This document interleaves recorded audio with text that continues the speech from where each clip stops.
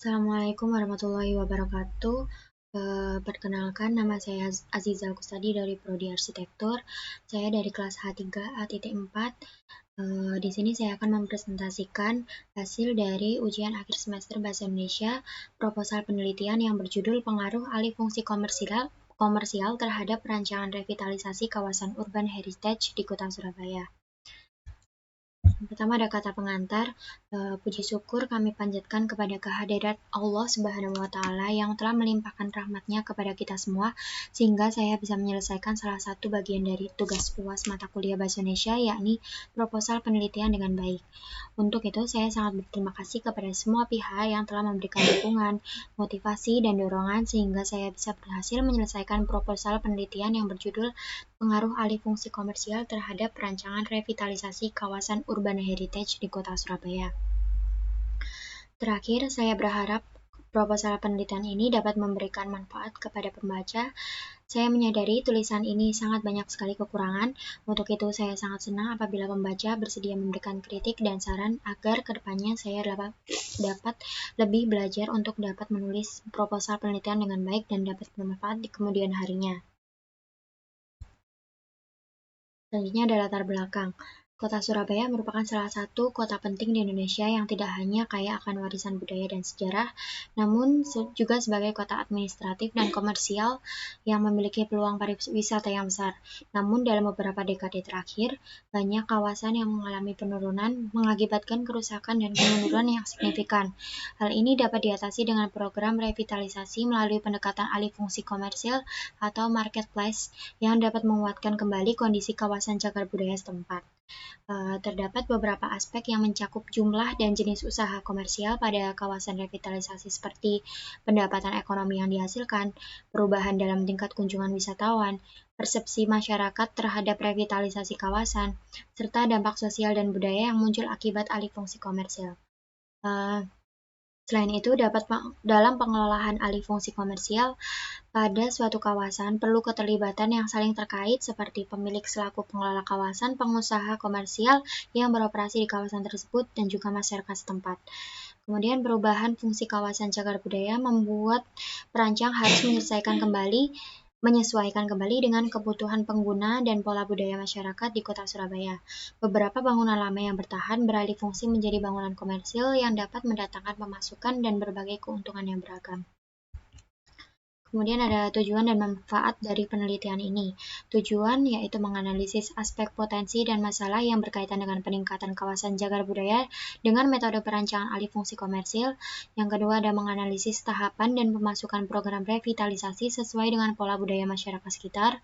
Yang ketiga ada menganalisis pemanfaatan kegiatan industri pariwisata, bangunan peninggalan bersejarah sebagai wadah komunitas dan anak muda untuk berkreativitas. Kemudian ada manfaatnya itu dibagi menjadi 4. Yang pertama ada bagi institusi pemerintah, yaitu dapat menjadi sumber acuan analisis kegiatan industri pariwisata, bangunan peninggalan bersejarah. Kemudian ada bagi peneliti lain, dapat menjadi sumber informasi pembangunan dan perkembangan alih fungsi komersial pada kawasan cagar budaya di Kota Surabaya. Yang ketiga, bagi masyarakat, diharapkan dapat mengubah pola pikir masyarakat sebagaimana pengguna memanfaatkan informasi sebagai penunjang aktivitas sehingga menjadi lebih maju ke depannya. Kemudian bagi desainer, dapat menjadi sumber acuan konsep ide perancangan revitalisasi cagar budaya pada suatu daerah berdasarkan kondisi masyarakat sekitar. Kemudian ada tinjauan pustaka dari proposal penelitian ini sendiri, yaitu revitalisasi merupakan upaya menghidupkan kembali sesuatu kawasan atau bangunan yang keberadaannya masih dapat diperbaiki sehingga harus dipertahankan dan dikembangkan lebih lanjut. Perencanaan kota merupakan pengarahan dan pengendalian untuk menciptakan lingkungan yang menyesuaikan dengan tuntutan kebutuhan dan fungsi baru dari suatu bangunan cagar budaya. Kemudian menurut Wallace, mendefinisikan revitalisasi sebagai upaya membangun masyarakat budaya yang lebih memuaskan dan menghidupkan kembali bangunan tua. Waktu pemulihan tidak hanya digunakan untuk perubahan perencanaan kota dan landscape, tetapi juga dalam kehidupan sehari-hari untuk mewakili berbagai bentuk kebangkitan seperti spiritual, kondisi, situasi, dan juga material. Kemudian menurut Erviani tahun 2023 di mana revitalisasi tidak hanya untuk mengatasi keindahan fisik, tetapi juga harus dilengkapi dengan perbaikan ekonomi masyarakat dan budaya yang ada. Dalam hal ini, partisipasi masyarakat diperlukan untuk melaksanakan program revitalisasi. Dengan dukungan mekanisme pengawasan rencana revitalisasi harus mampu menyoroti isu strategis kawasan baik dari segi kegiatan ataupun sosial ekonomi maupun dari segi karakteristik fisik kota.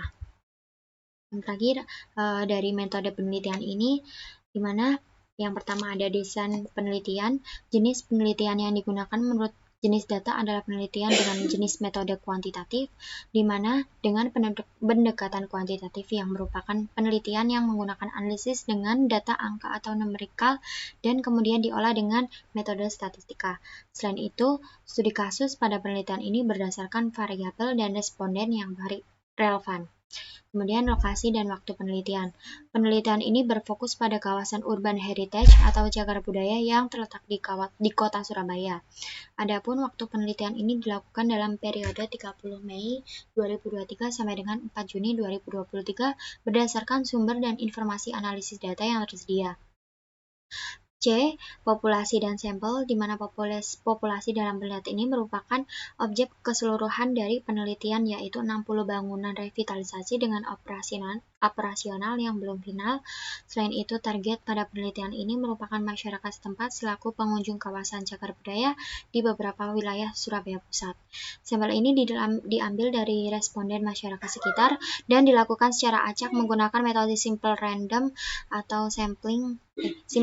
sampling atau sampel acak sederhana sehingga memiliki kesempatan yang lebih rata. Kemudian instrumen dan teknik pengumpulan data.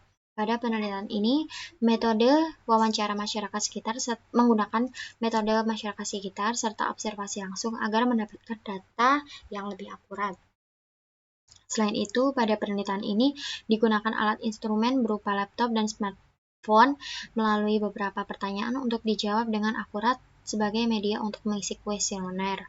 Kemudian ada teknik analisis data. Data yang digunakan penelitian ini dijadikan satu untuk menjadi data yang valid dan digunakan teknik analisis deskriptif dan juga analisis komparatif berdasarkan sumber informasi yang ada. Sekian presentasi dari saya. Wassalamualaikum warahmatullahi wabarakatuh.